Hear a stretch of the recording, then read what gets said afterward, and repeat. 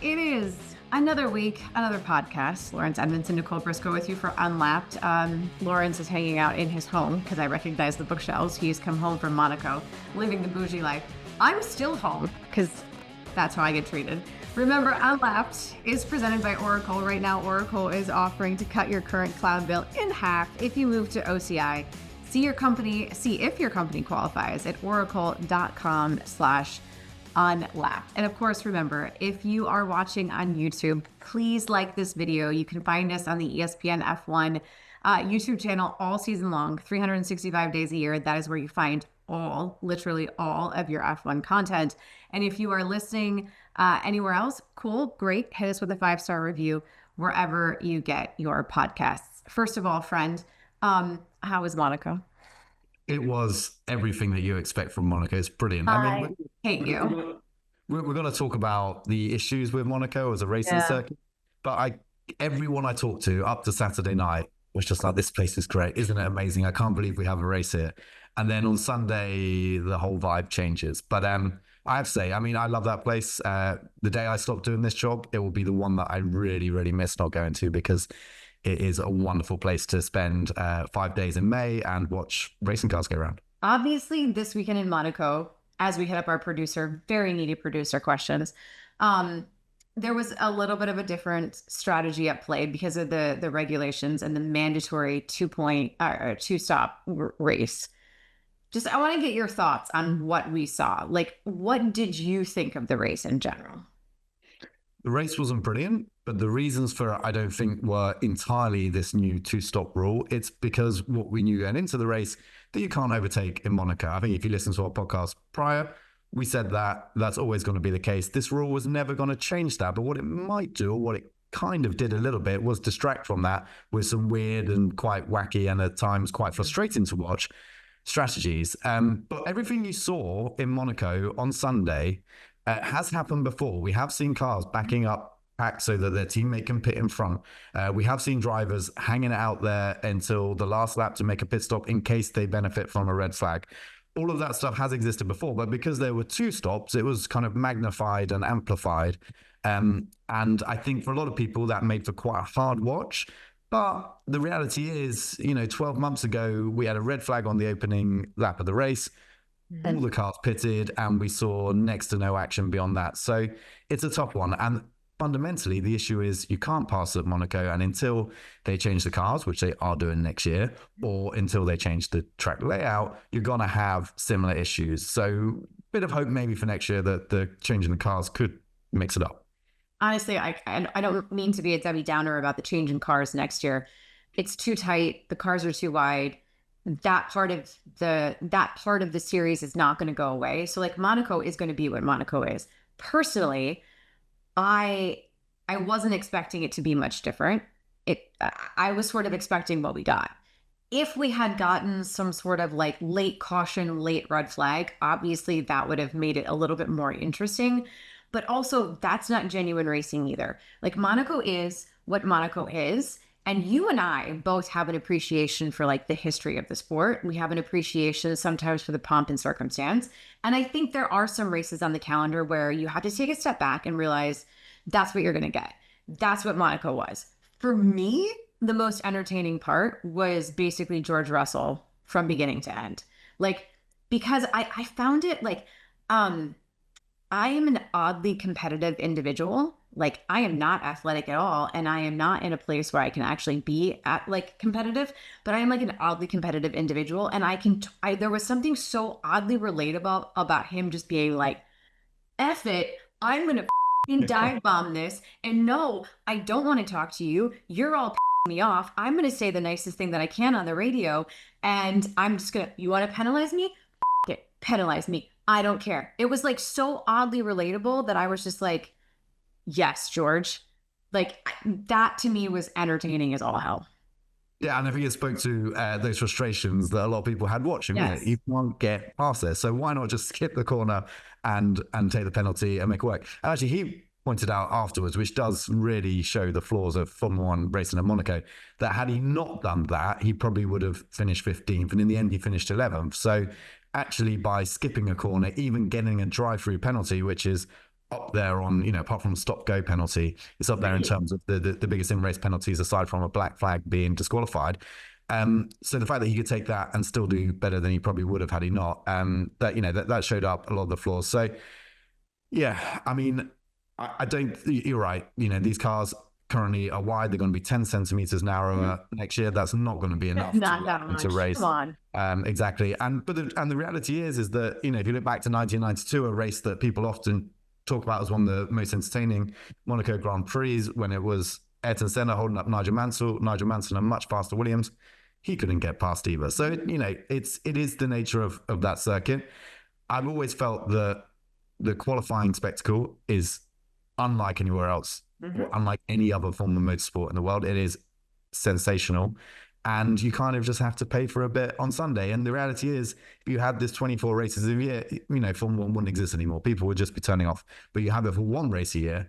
And in the same way, when we go to certain, parts of the world, certain circuits which perhaps aren't as entertaining, or places which don't have any motorsport history, we only have one of those, per year. And so as long as you have it on a smaller scale, I personally think it's okay.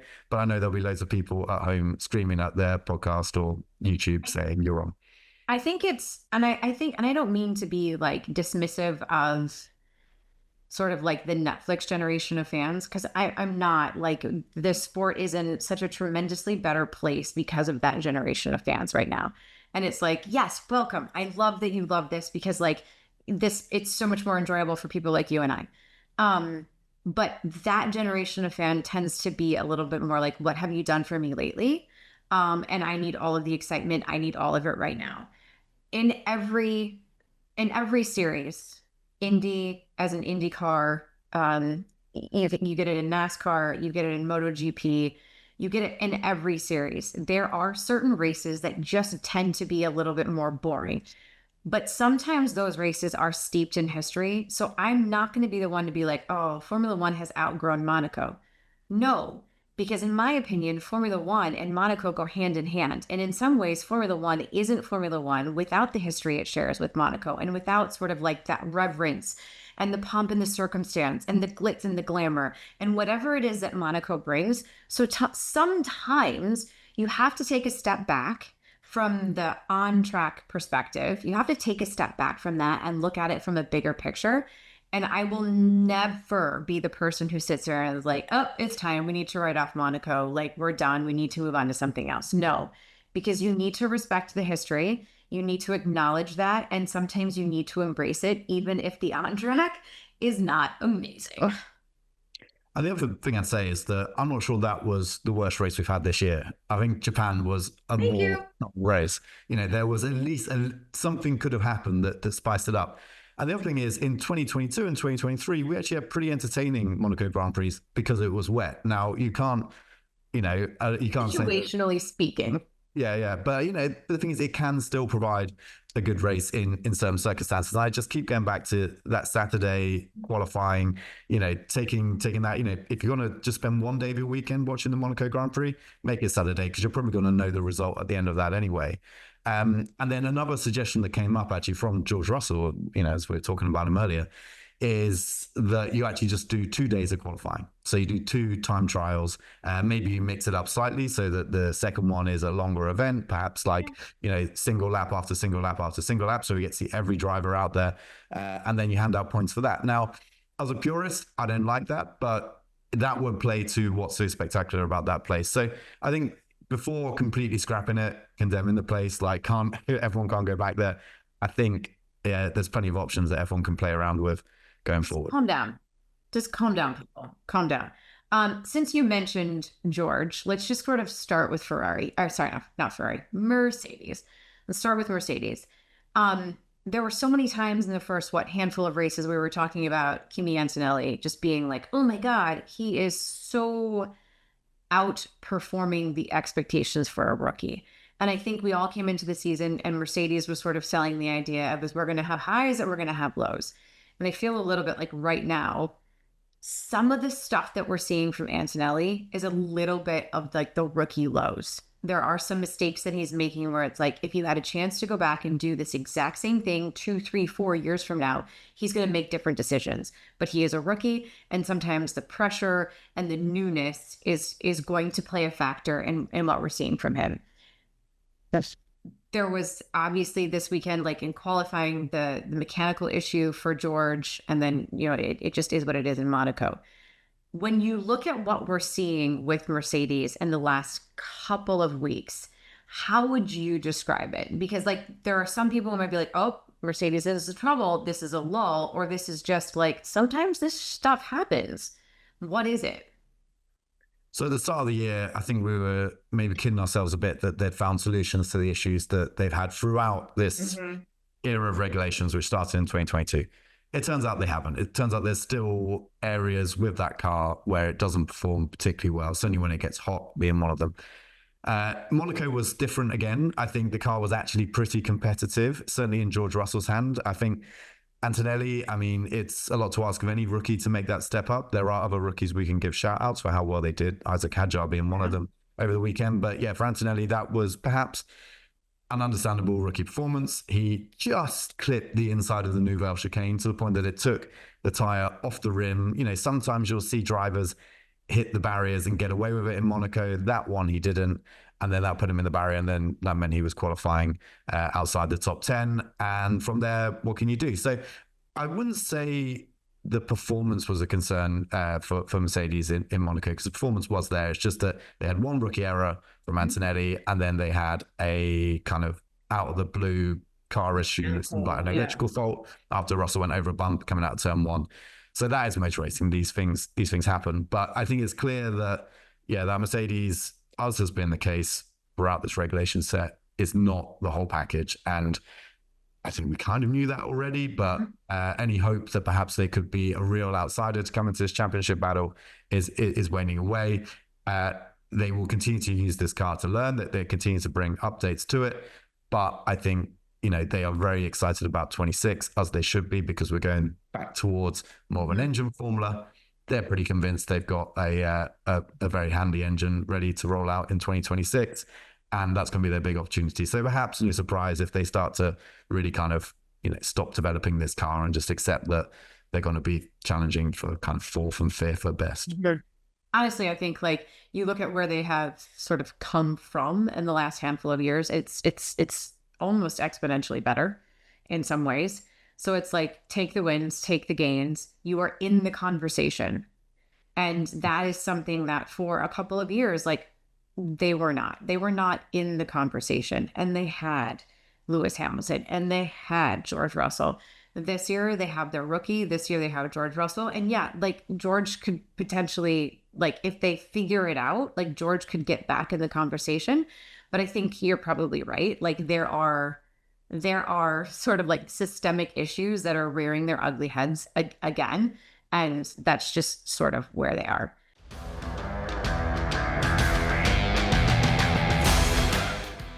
We thought Ferrari would be better.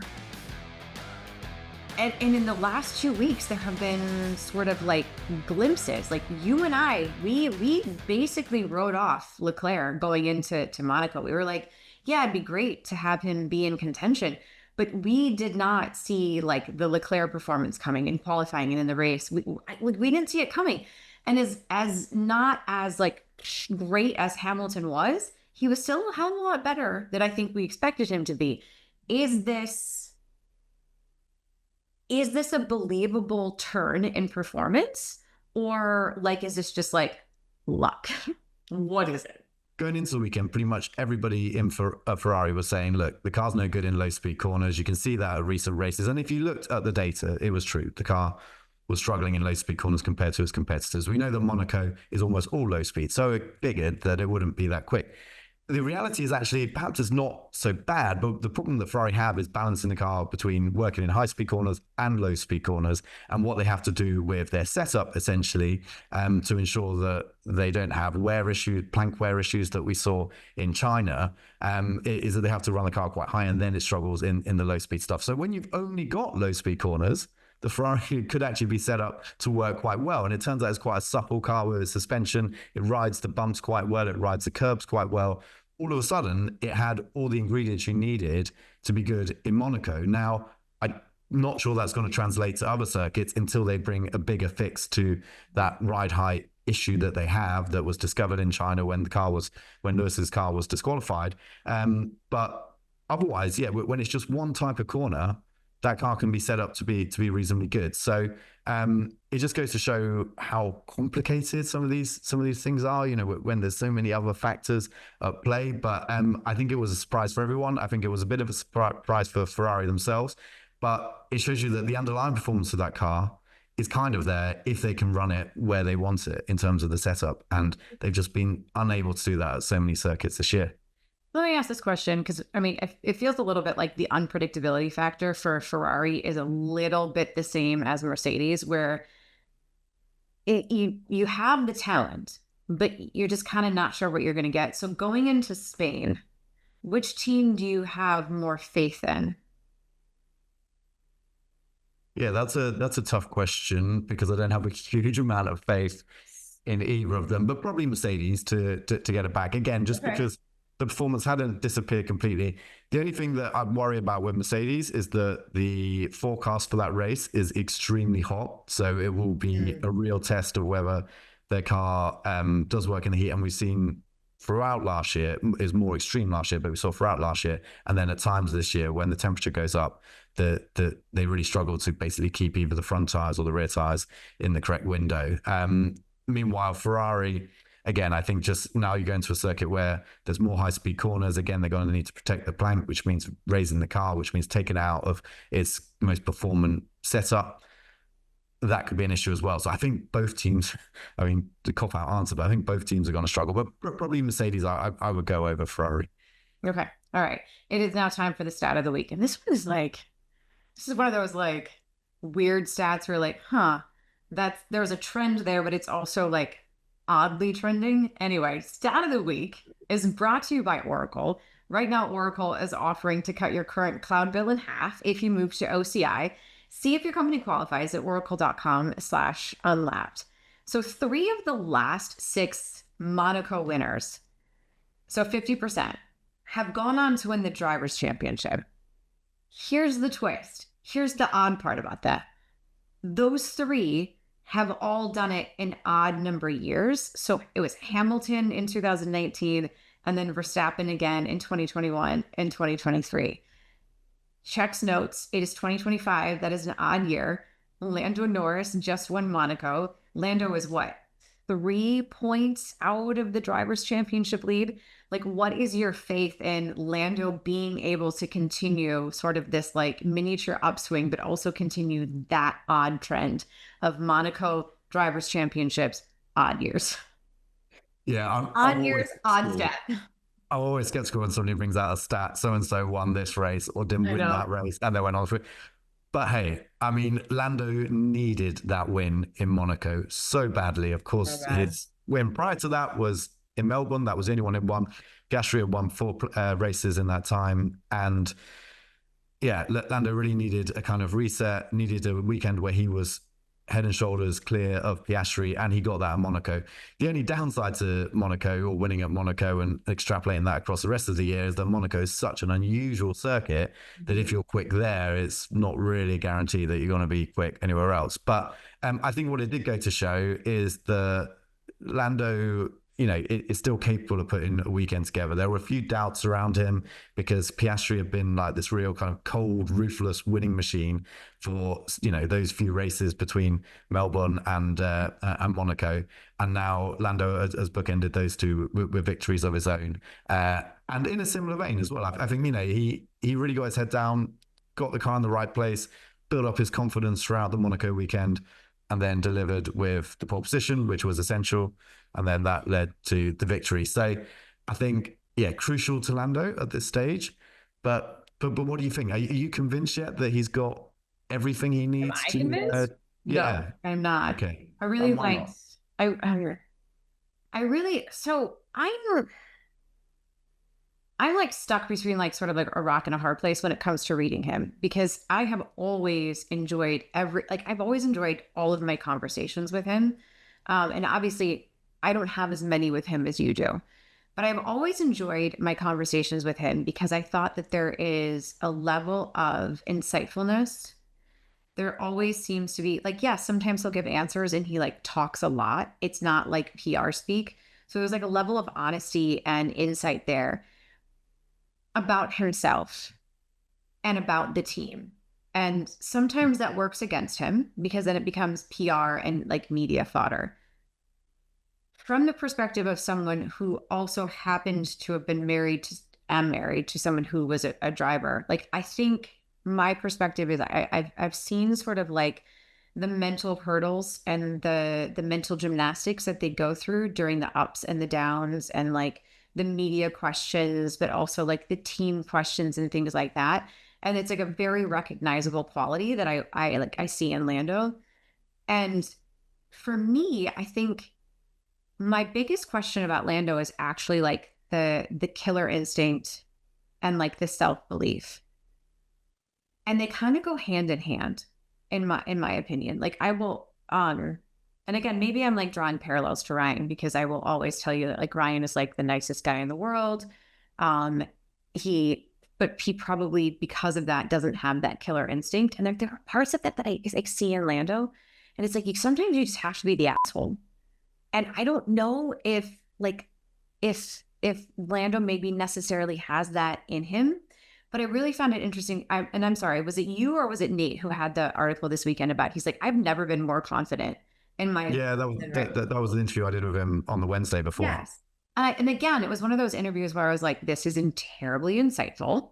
Like, it's also really honest. But I was like, is that what he's saying or is that what he is believing? Yeah, it was interesting actually because those words came out of his mouth, and I thought, that's a good hook into It's a great fight. Into the article because I mean, there's not what you would actually expect every racing driver to say that. This is the most confident I've ever been, but everything But the it's way not something that he would say. Lando, exactly, yeah, given the results up to that point, it's not where he was, but. As I talked to him, we also talked about a number of things about how he was working with a sports psychologist, a mental coach who helps him between races. And I was actually, the more I dug into it, the more I could believe that he'd kind of resetted himself enough after races to believe that. Where I'm not sure it sticks is perhaps when he gets midway through a weekend, for example, Saudi Arabia, where he crashed in qualifying and in the wall. And then you saw a slightly different Lando, or Bahrain was probably even a more extreme example where he qualified, I think, sixth. And there you just saw his shoulders drop, his head drop, and it just wasn't the same confidence. So I feel like he can reset himself between races. He can go into a race weekend going like that. But the minute it starts to go wrong, or perhaps when Piastri's ahead, I do wonder whether he's got what he needs. And another thing which he said earlier in the year, not in my interview, but in a separate one, was that he admits he doesn't have the killer instinct, and actually he wants to win a title without that, and that he wouldn't change who he is to try and like just be that asshole that he needs to be to win a championship. And I think in a way that probably is the best way to go about it, because if you're trying to be something that you're not, then you're getting twisted in all other sort of issues and things. And the reality is that through his junior formula, Lando has been very successful, but you get to the very top when you're up against Max Verstappen, Oscar Piastri. I think when it comes down to it, if it comes down to a situation where they're going into the last three races, all three of those drivers are in contention, I'm going to struggle to back Lando because of that factor. They just doesn't. You know what that is? Instinct. That's less of me backing Lando. It's less of an indictment on him, and it's more of a them factor. Like, sure. We've talked about this a million times. Max is a machine. Max was raised differently. Max can drive a shoebox. Like, we can say all of the things that we can say about Max. So it's less of an indictment on like Lando's character, and it's more of an indictment on theirs. And it's not a bad thing. Like, I feel like if you want to go about your life in one way, and it's like, you have to be able to look at yourself in the mirror at the end of the day. And I think that that's a terribly responsible and like centering thought to have. Like, he's able to be like, I'm not willing to do X, Y, and Z because that's not me. I'm not willing to do X, Y, and Z because then I'm going to look at myself in the mirror and I'm going to be like, that wasn't worth it. And you know what? They're not going to be racing drivers forever. There's going to be a time, really not that far down the road, because let's be honest, most of their careers, it's a finite window. There's going to be a time where he's like, was it worth it? And sometimes when you put your character, you put the things about you that really make you you, when you put those things on the line and you feel like you aren't true to yourself, it tarnishes the good things in your life. And so there's a part of me that's like, I really want to back him because I really find him like likable and believable. But I just, the killer instinct part is like the part where I'm like, God, sometimes you need to have that because of the people you're going after. But I also think like you absolutely hit the nail on the head. This isn't about Lando going from week to week. If Lando had not won last week, I'd still would not have worried about him going into Spain. But like if we're at Spain and like practice is like crap and qualifying is crap, I'm going to wonder about his ability to reset before going into the race, because that is like a smaller window of time. I just feel like he's sensitive. I want to hug him. I want to make sure that he is fine. And like, I feel like some people just have a more killer, that it's like the killer instinct where they're like, F you, I don't care, brush it off. And like, it's not a bad thing. It's just a different way of like dealing with things. Yeah. Yeah. Well, and I mean, what will be interesting this year, I think what will be crucial this year is the way that McLaren performs going forward as well, because he's made no secret, and McLaren have backed this up frequently, that when the car is on the limit, especially in high-speed corners, he doesn't have the confidence. And he admits that. Yeah. And he says it's strange to him because it's not a feeling that he's had previously in his career. Qualifying, especially, high-speed corners, they've been his strength, and all of a sudden that's been ripped away from him. Meanwhile, his teammates doing it quite well. Mm-hmm. And I think he's really struggled to get his head around that side of it. Of course, Monaco, there aren't many high-speed corners, so I feel like perhaps that's where he was able to shine again. So going to Spain, it could be one of those things where all of a sudden, he's not confident in the car again.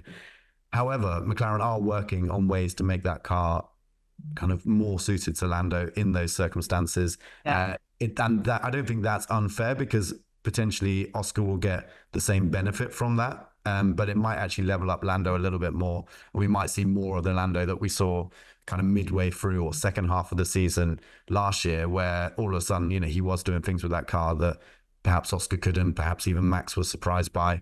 And then it comes down to whether that kind of feeling back in the car will kind of give him the confidence that we've kind of talked about. It sometimes appears to be lacking. Whether that will all build into a championship challenge, I think that's his best bet. But if those modifications to the car either don't supply what he needs, or just don't come at all, or don't give him that feeling that he wants in those corners, then yeah, I'm slightly uncertain whether he can do it. Whereas Oscar seems to be able to just drive it no matter what.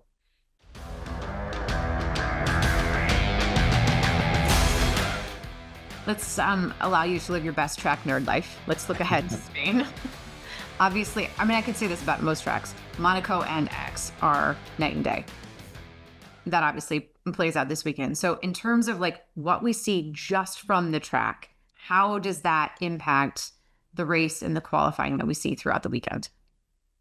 So for years, Spain was considered the best place to go testing a Formula One car, because it really puts a car through its paces. It's got different corner types. It's got a lot of high-speed corners where you really get to know if you've got flaws in your aerodynamic concept and design. And so that is very different to Monaco, which is very much on one side of the kind of circuit spectrum. Those high-speed corners, they put a lot of stress through the tyres. We're going from Ferrari's softest tyres in their allocation to the very hardest ones that they produce. And you need that because the tyre needs to remain stable through those high-speed corners. What it might produce is a genuine two-stop race, not a forced two-stop race. That's what we tend to see in Spain, but also potential strategic variation. And Spain gives its best races where you've got somewhere between either a one-stop and a two-stop, or a two-stop and a three-stop available, and therefore you get differences in performance. And you can, even though it's got a bad reputation for it, you can get overtaken into turn one. So it's actually quite refreshing after Monaco, especially people that were very frustrated by Monaco. I think you're going to get a very different race in Spain. So who does this favor? It's going to favor the McLarens. I think as everywhere we go, I think, the McLarens are going to be pretty competitive, but I expect the Red Bull to be quick there as well. High-speed corners have been a benefit of Red Bull, but we have this huge regulation kind of tweak. I won't say Yeah, the wing. tweak, which will come into play. Okay, so let's just start there. Um, for let's pretend I know nothing about the sport. What is the wing change, and why does it matter so much? Okay, so with an aerodynamic surface like a wing, it's they put so much load. These cars are creating tons of load Yes. through these wings, and inevitably, because they're made of carbon fiber, the structure is going to flex to some extent. Now, the FIA realize that and they allow that to an extent, but they don't allow it to go further, because what you can do is you can start to get real gains in terms of wings trimming off and therefore less drag down the straights, and then kind of pinging back up into position to give the downforce in the corners. The really clever thing that teams have been able to do in recent years is actually change the balance of the car. So these cars inherently understeer in low speed corners and then have the danger of being quite twitchy in high speed corners. If you've got a front wing that trims off in high speed corners, then you put more aerodynamic load on the rear relative to balance shifts backwards in the high speed stuff, and then when it pings back up, it goes back forward in the front. That gets rid of the understeer. It's low speed and kind of gives you a more balanced car in the high speed. That's what teams have been trying to do by engineering some flex into the front wing. The FIA have said, look, we can't let this go too far because having movable aerodynamic devices does actually get dangerous, especially if they're starting to be engineered to flex on purpose. So they have these tests in place to make sure that the wings don't flex too far, and they're very kind of simple tests in many ways. They just weights on the wing and see how much it flexes, and they've increased the amount of weight and they've reduced the amount that it can flex, and therefore these wings have to be much stiffer. Basically turning this into a much shorter story is every team we expect is going to have to change their front wing to comply to these new tests because the previous wings would have flexed too much. And what we're not sure about, and what almost everybody here in the paddock seems to have a different opinion about, is how much that will then impact the competitive order. Do you have, based on what you've heard, is there one prevailing thought as to what it's going to do? So there's a feeling that McLaren have been benefited from this the most because they have a very well-balanced car through high speed and low speed corners, and therefore this could impact their performance the most. That's a theory that Red Bull have been talking about even since last year when they were kind of pushing for the FIA. Don't say. Surprise, surprise. But it's also a theory that Ferrari have put forward. I think Ferrari probably benefited from manipulating the front wing the least. And I think that they could have a step forward relative to everyone because of this. The reality is, I think almost certainly somewhere in between, because McLaren say it's not going to make any difference. Yes, they're going to have to bring a new wing, but so is everyone else. But they don't think it's going to be a massive impact on the way their car performs. So the reality is probably somewhere in between, because it almost always is in these situations. And yes, you might see a few hundredths of a second, possibly even a tenth of a second go either way. But I don't think we're going to have a situation where suddenly McLaren are struggling to be in the top six, or suddenly Ferrari are 0.2 of a second down the road. I don't think, because in my old time working in Formula One, we've had lots of these changes to flexibility tests on various different bits, whether it's the front wing or rear wing or whatever. And so rarely does it result in a huge shakeup in performance. But, the only way we're going to find out is by seeing how the cars perform in qualifying at Spain. And because it is this aero-dependent circuit, I think it's a place where we're actually really going to see, if there are changes, we're going to see them emerge. I think one of my favorite storylines of the year so far has actually been Isaac Hadjar. Sure. And I honestly, for me, it literally goes back to Australia, where he crashed on the pre-green flag. And just wanted to hug him. And then sort of the ridiculous comment that he got about showing emotion. But at the end of the day, Hadjar has been great. And if you look at the Red Bulls, both Red Bull and Baby Bull, Hadjar has outperformed Yuki, 3 of the last 4 races? Hadjar has been a legitimate contender. He's making Q3. Is there any reason to think that doesn't continue? Um, yes, I think because the peak No, performance don't say of that. Don't the ruin my Red Bull fun.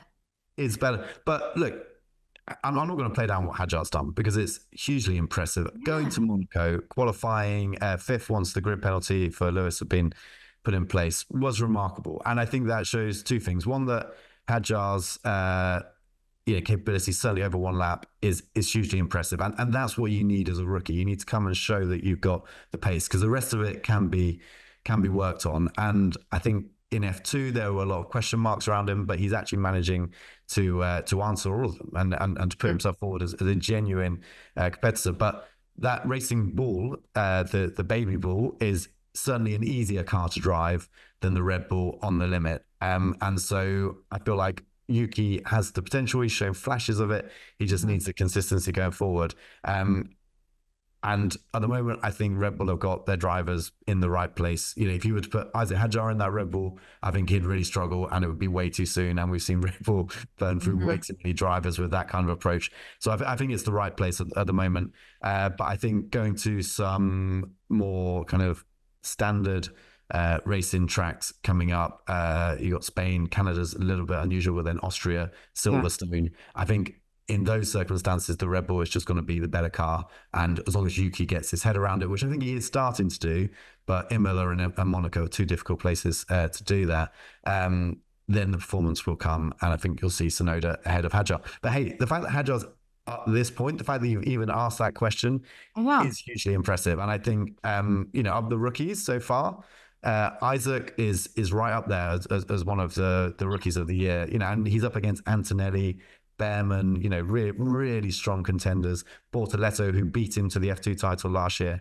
I think Hadjar's put in a really good case forward that he should be in Formula One going forward. It's funny, like when you look at the rookies, like Bortoletto has like nothing. It's tough. What can you do in the Sauber, right? He might be driving like the Geostorm that I got when I was 16 years old. So I feel like it's unfair to put him in the conversation, because it's really truly night and day. The car that Antonelli is driving is better, period. And for a minute, he was very clearly outperforming everyone else. Hadjar doesn't have as good of a car, but he keeps doing something with it, and he keeps putting himself in the conversation. So maybe in the first couple of weeks of the season, I was like, yes, Antonelli. But as sort of we've maybe progressed a little bit, to me, the most impressive rookie has actually been Hadjar. And part of me, it goes back to what I said earlier about like where he started in Australia, and just like he was at rock bottom. To be able to gather it back up, to go through the turmoil that has happened with Red Bull, period, and the teammate changes and whatever, and to just sort of put himself in the position that he is in, I find it terribly impressive. And like as like a person, he's very easy to root for. Like you want him to do well. And so even if Tsunoda finds the pace, because I'm not rooting against Yuki either, like even if Yuki figures out the Red Bull and like finds the pace, I really hope that Hadjar still keeps himself in the conversation, because it's just impressive and it's fun to watch. I don't know. Yeah, he's likable, isn't he? He really is. And likable, I think, yes. When you have a guy at that age and you can see how much it means to him, you see how much he wants to be there, you can't help but root for him. And when you've got the performance to back it up, like I said, he's got that most important thing, which is the raw pace, kind of putting, Liam Lawson's had a really rough year, but he is, putting Liam Lawson in the shade. That's impressive. That's a reason. I just hope that Red Bull don't do what they've done with every other promising young driver they've had recently and just rush him through the process. Because at the moment, I think he's in a really good spot at racing bulls with a car that he can get the most out of. I don't know. That just, to me, like you know this about me. Anytime someone shows like the human side, like George just having a temper tantrum, I found that relatable. I just like the emotion that Hadjar showed in Australia. Like I find that relatable. And whenever like these, there's a large part of what these drivers do week in and week out that you and I, even though we're like around the sport the way that we are, like we can't relate to it. There's a compartmentalism part to like their brain that we can't relate to. They're wired differently than you and I. So when they do show emotion and like relatable parts, it's like, it really like it draws me to them, and I think that's where I am right now with Hadjar. Um, I don't think Hadjar is under any additional pressure this weekend. If he just continues to do what he is doing, I think that is like all you can ask for. Who, though, is under pressure this weekend? Team, driver, both. I don't care. Who are you looking at? I think there's a few. Let's start with Franco Colapinto, because he's 2 races into that 5 race kind of test to see whether he's much better than what Jack Doohan was supplying earlier. I said from the race start, didn't understand the timing of that decision to swap the drivers, because put him in Imola and Monaco, 2 circuits where the margin for error is so small that your confidence is going to be knocked by the slightest error. And I think we saw that in Imola, and he never really kind of, Monaco wasn't a disaster, but I think he never really hit the rhythm that he would have hit had he had a full season up to this point in the car. So Spain, it's a circuit which he'll know better, and it's perhaps an easier circuit to start to push the boundaries and the limits. So I think there's a bit of pressure there, just because that 5-race clock, which was set by the press release that Alpine released, kind of unset by some of the words Xavier Briatore said in between. But I think it's clear that he's there on a test, like kind of on trial until he can really prove himself to get that position long term. So there's definitely pressure there. And then the other guy is Lewis Hamilton. I mean, if you look at his performance during the race in Monaco, it just disappeared, and he wasn't able to give a solution afterwards. The Ferrari team radio afterwards said, look, we're going to have to look into it. Where was it? Spain is a very different circuit, so maybe that Lewis gets there, he's comfortable with the car again. But, it wasn't a disastrous Monaco for him, because, he still finished 5th, still banked some points. Look at where Leclerc was. In some other races, yeah. And he qualified 4th, of course, before he had that group penalty for something that was basically down to a Ferrari miscommunication towards him. So, yeah, it wasn't a disaster, but it was just that lack of pace in the second and third stint. I went back and looked at it on the live timing just to see what was going on. He was just losing a second per lap with no obvious reason. Yes, there's traffic in Monaco, but the gap to the front runners was just getting bigger and bigger and bigger and bigger. And there was no explanation at the end of it. So, yeah, the spotlight is always on you, Lewis, even more so now that he's at Ferrari. But I think this is a big one for him to kind of prove that, I can kind of get closer to Leclerc, perhaps even match Leclerc, beat Leclerc maybe. But I think this is a race where he's going to have to do it. How about you, Nicole? I mean, I was going to say, those guys or no, I agree. I think there's probably less on Lewis, only because I feel like Lewis skates by based on the fact that he's Lewis Hamilton. He's a seven-time world champion, right? Okay, yeah. Right. So he skates by on that, and I think he skates by on the fact that, like, yes, Ferrari isn't where they want to be, so we're going to focus on 2026. And like, if we're having the same conversation at this point next year, then yes, Lewis is under a tremendous amount of pressure. I'm going to throw in another one, Carlos Sainz. We've talked many times about how Williams is sort of like exceeding expectations this year. And if you look at that stable of drivers, Alex Albon has been great, and he's been consistent, and he has consistently outperformed Sainz.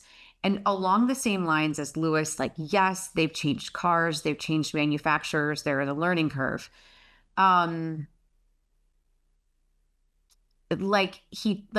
could not figure out the tire in Monaco. Albon did. But now we're going into Spain, and there's the home tie. Is it the last race in Spain? Because Madrid is obviously coming on the calendar.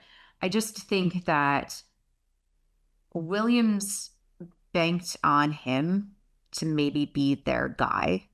And I think they need to start seeing more out of him. Yeah, it's a good point. Now, actually looking at the Drivers' Championship, which is not always a true reflection of form, because things go wrong. Yeah. Carlos is 30 points off Alex already. He's on 12 points. Alex Albon is on 42. I think that does underline what a brilliant job Alex has been doing. But then, for example, the points gap between Charles Leclerc and Lewis Hamilton, which, in my mind might be bigger, that's actually only 16 points. So, that's quite significant. Of course, Williams are at that stage where if you have a subpar weekend, you're outside the points. If you have an on-par weekend, you're probably, scrabbling points. Right there. The weekend, like Alex has had a couple of times, you're fighting for like 5th place and maybe even above. But so I think that's a fair shout. And I also think Williams was in a position where, if you look at qualifying, like when they started 10th and 11 in Monaco, like they probably should have been better. And I think if you really sit them down, they're like, yeah, we probably should have been at least 5th based on like their potential. So like there's a little bit where it's like both team and driver. So I just think if you're looking at another driver to say that driver is under like the watchful eye, whether it's watchful eye of us, watchful eye of the team, watchful eye of whatever, or reason to perform, you cannot have a race in Barcelona without having some sort of expectation from science. I also expect better of you and me. Oh yeah, I do. I know what you're talking about now, and I agree. Our podium predictions, like we joke about this on a weekly basis that we're trash. And let's be honest, like it's not easy because when we make these podium predictions, we have to get them exactly right. 1, 2, 3. Like periodically, often we have the 3 drivers on the podium, but we don't have them in the right order, so then we don't score points. Nate has submitted Nate, who's like too busy for us, by the way, has submitted his selections for Spain. He's going to go with Lando winning, Max 2nd, Oscar 3rd. And to recap, you two are tied with 5 points. I am leading the way with 7. So, sir, who and what are you taking, and in what order? Okay, I'm just trying to get points here. I started trying to, it feels dirty, exciting races and all this kind. That's definitely not. I'm backing up to the people behind me to like create space for my teammate. Like I'm following team orders here. Okay, so I'm going 3rd place, Max Verstappen, 2nd place, Lando Norris, and the winner being Oscar Piastri. Nicole, judging by your reaction, you may have been thinking something similar. No I wrote it down. Oscar, Lando, Max. I always try to like write it down before we do this, so like no one can accuse me of like being like, oh, you just copied them. I wrote it down like 5 minutes ago. I'm gonna go the same, Oscar. Okay. Yeah, there's no rules, so you can't. And what's more, you're guaranteed to be ahead of me by the time Spain finishes, because there we go. Even if we all score points, then I'm still behind you. There we go. Honestly, that's all I care about. I just want to be ahead of you. That's all I care about. You're not traveling to Spain, correct? I'm not. No, I'm going to work this one from home. Nate is on his way pretty soon, so there will be all the normal stuff. Okay, so let's say we reconvene next week. Real quick, this is one question that I have. This is obviously this is the 2nd triple header, right, of the season? Yes. Or is this the 3rd? This is the 2nd triple header of the season. At this point, it does feel a little bit like drinking from a fire hose. Yes. I feel that way. How does it feel from the team perspective? I mean, it's a lot. Yeah, I mean, I talked to Lando, like you said, head of Monaco. Huh. Even as a driver, he said one of the reasons that he quit social media, which is something that he kind of revealed a couple of races ago, at least quit looking at it, is because he just had too much going on to fit in the travel, time in the simulator, back to the factory, meetings with his engineers, and do it all to the level that needs to be done to be competitive. He didn't have time to sit there doom scrolling away. So everyone in the sport now, Lando has the privilege and the advantage of being able to fly pretty much however he wants, be it private jet or first class or whatever. It's a lot tougher for, say, the mechanics or people that people that work in catering at the teams. Those people are going to all the races as well. And usually they're doing it in economy, at the back of the bus. And that's tricky because it does just take a lot of your time. And one of the things Nate and I agreed this year is that we wouldn't do all 3 races of a triple header, because at the end of it, your mind is fried. You're much better off doing 2 races from that. And then, we do the other one from home. And it also gives you that perspective to step back and look at it. Yeah. But yeah, it's a really tough schedule for everyone in the sport. And I'm lucky to be able to take the odd race off, but not everyone does. And to be honest, you ask how they do it, I have no idea how they do it. It's remarkable. It's the human element, and we get to sit back and enjoy it. But we also at times have to remember that these are also real people. These are real people with real lives and real emotions and real like attachments to it. And it's just something that I think sometimes we can all take for granted. And it's just like a nice reminder to be like, damn, this is a lot. All right. So obviously, thank you for watching. Remember, if you're watching on the ESPN F1 YouTube channel, like, subscribe. This is where you will find us all season long, all year long. So catch us here. And if you're heading us up somewhere else, leave us with that 5-star review, like, subscribe, do your thing. And Unlapped is presented by Oracle. Right now, Oracle is offering to cut your current cloud bill in half if you move to OCI. See if your company qualifies at oracle.com/unlapped. Laurence, I'm going to get you to say goodbye. Say bye. Goodbye. Bye.